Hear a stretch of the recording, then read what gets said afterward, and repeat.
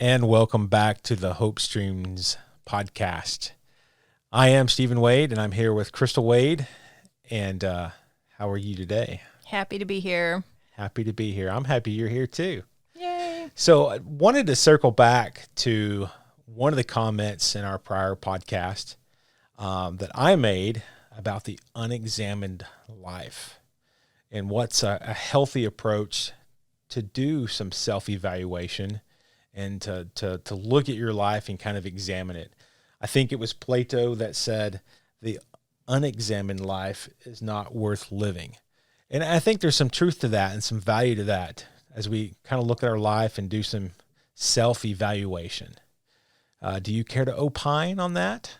Sure. I'm reminded of a situation a few years ago where I had received an email, and I knew that I just felt like from the email, but I just had to go on with the day because that's what you have to do, right?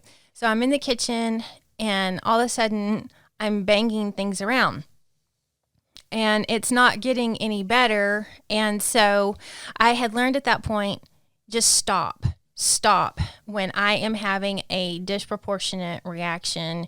And so I stopped and I went into my prayer area, and I sat there and I was like, okay. So I tried to be quiet. And one way to do that is I said, I bring myself under your authority, Lord, to clear the space. Because at any time there is good stuff and bad stuff all around in the space. So wanted to get that out. And I brought myself under his authority, got quiet. And I was like, Lord, I'm mad. And I just got an email from a friend. Why am I mad? And I just sat there and I was quiet. And a lot of times with me, what he does is just goes back through and kind of just, I feel or remember the scenes. So I'm feeling or remembering the scenes. And all of a sudden, there was a stopping on this one scene, and I realized, and he stopped on this scene, and then he actually even impressed this on my spirit. So I heard this in my spirit that you, as in I was angry because something I said was not responded to as I meant it. And so I wasn't being understood and known as I meant. And so the friend, my good friend, dear friend, said something totally in goodness, as I'd said something totally in goodness, but we were just missing each other. And it wasn't even a bad conversation, but I was mad. The deeper thing was I was mad because I wasn't being understood and known as I am. And I was being responded to as something I didn't mean, which wasn't even bad.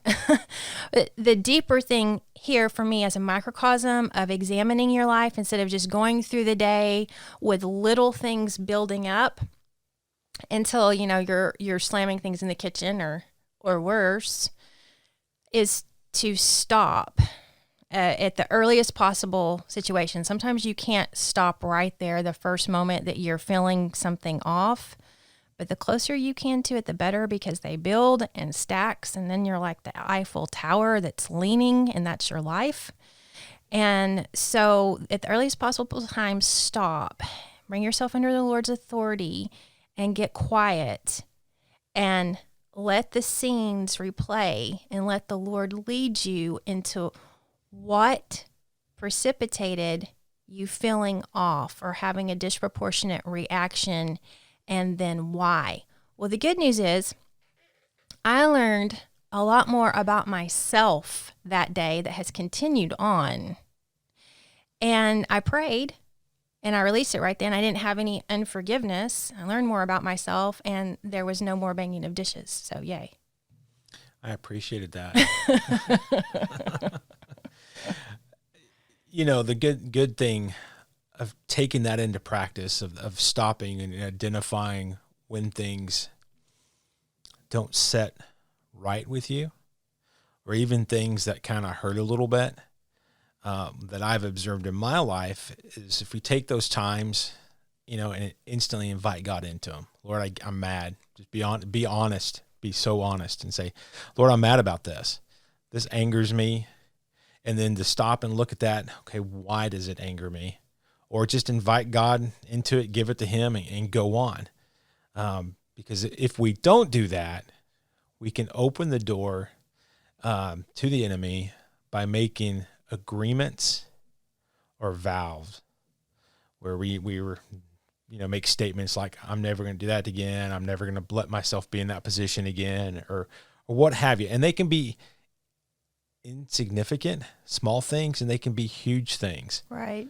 One of the practices that I have tried to implement in my life, in this realm of self-examination, is trying to evaluate and examine my responses. Not my planned responses, but my unplanned responses. A while back, I don't remember what was going on, and I don't remember the details, but something happened, and instantly out of my mouth, or in my thought, is about to come out of my mouth. I have this little loading ramp sometimes between my mind and my mouth. Other times it just, I don't know, open my mouth and whatever comes out, like right now. But I caught myself with this thought, about to exit my mouth, of saying, "You're such a disappointment." And that wasn't directed towards anybody, but it was like a statement that I was about to say over myself. And I caught myself. I was like, whoa, where did that come from? And I instantly, God, where did that come from? Lord, I invite you into that place where I made an agreement that I was a disappointment. Right. We have disappointments in life. And there are times when I have disappointed you and disappointed our boys and probably disappointed God. But there's always that love there. And the truth is, although I may do some disappointing things, I am not a disappointment. Exactly. So I had to take time and pause with that and say, okay, wait, where did that come? Where did that originate? And really, it probably was something that was built over a period of time on a couple of different things where I had a misinterpretation of an event in my life, or a misinterpretation of what someone that I looked up to or someone in an authority said over me, maybe back in elementary school or different jobs that I might have had. So it could have been something that was built up over time, or it could have gone back to something, larger, or a one event or a traumatic event. But just to sit there and pause and say, whoa, I don't agree with this in the name of the Lord Jesus Christ. And Father, I invite you into every place that I made that agreement that I was a disappointment. And I break it in the name of the Lord Jesus Christ. And I invite you into the first time, the original time when I felt like a disappointment, or that someone told me I was a disappointment, or my misinterpretation of whatever series of events led to the belief and therefore the agreement that I was a disappointment.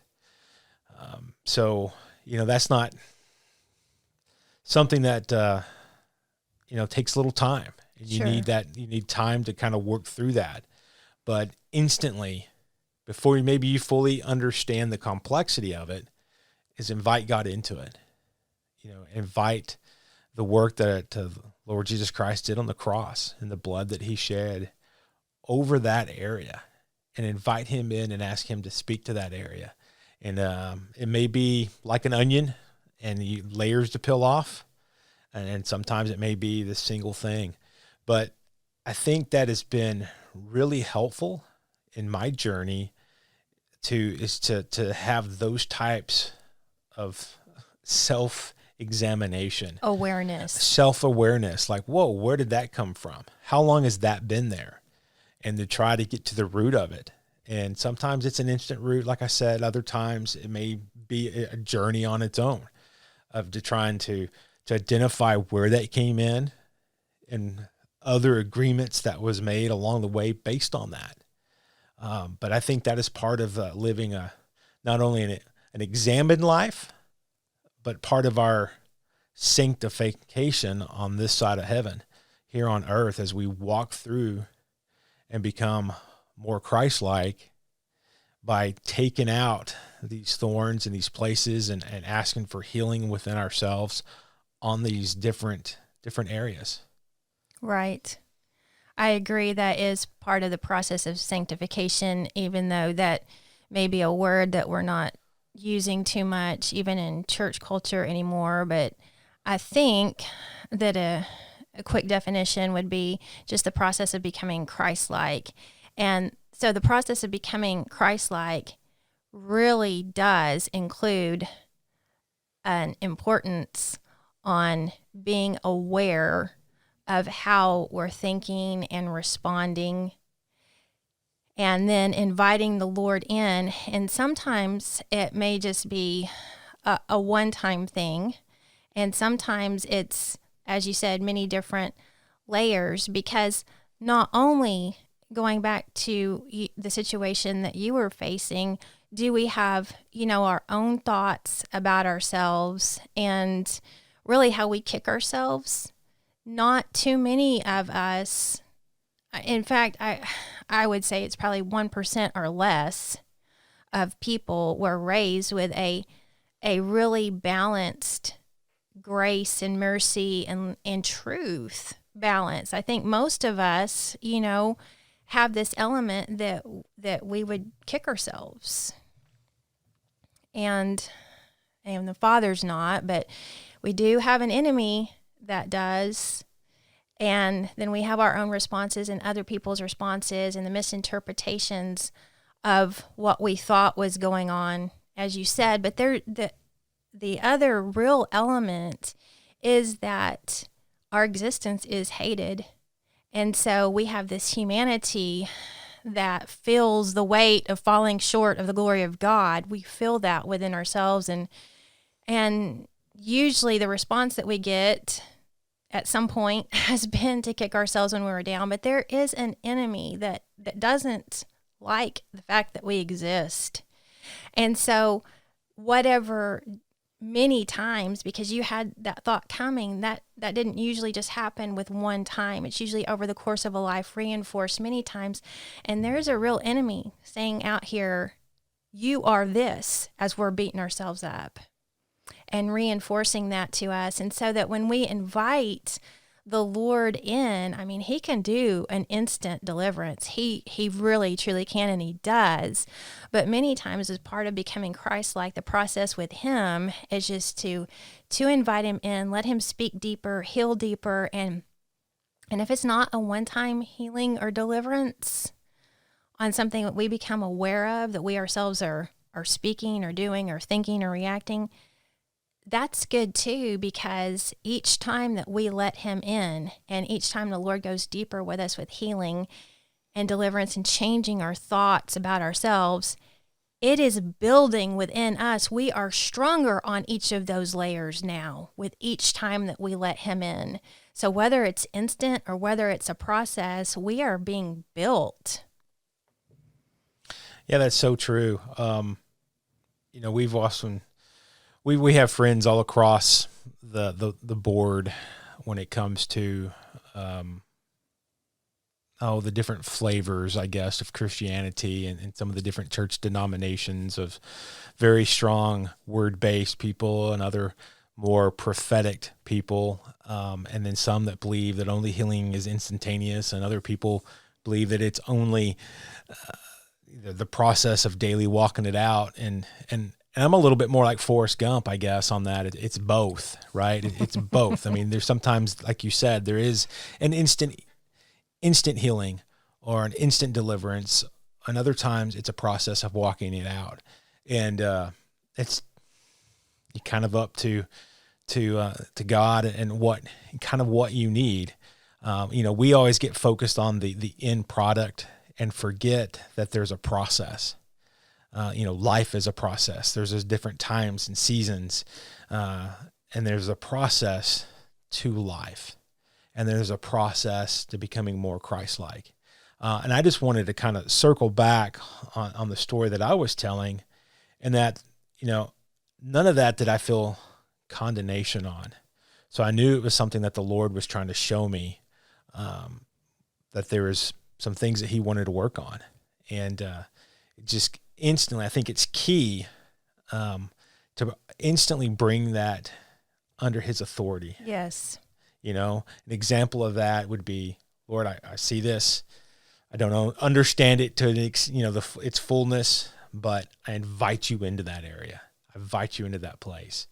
Giving him that authority to start coming in and working. Kind of the imagery there is where he, like in Revelations, he stands at the door and knocks. And I don't know if you ever saw one of those old Baptist paintings in the back of the church of that, but normally there's the doorknob there and Jesus is knocking on it. And there's a door there without a knob, and he's sitting there knocking. So you have to let him in, is kind of the Sunday school imagery that was kind of taught. And it's kind of the same way here. It's us realizing that there's an area of our life that he needs to address, and that we open the door to him. And I know a lot of times that my prayer on that is, Lord, I invite you into this area. Yes. So that kind of a little practical thing. It's nothing super religious or super spiritual that you have to do this a certain way. I think it's just about being honest with God and inviting him into those areas for him to work. So, what do you think? Think that's enough for today? Yes. All right. Well, friends, we just are thankful for you and thankful that you have listened and joined us in this conversation. And we just speak grace and mercy upon your life. And may God just continue to reveal himself in a new and in a deeper way. And just give yourself that grace and space that you need for God to show the areas where he wants to work in and with your life. And just may his grace just fill your life today. And may his face shine upon you. Thanks.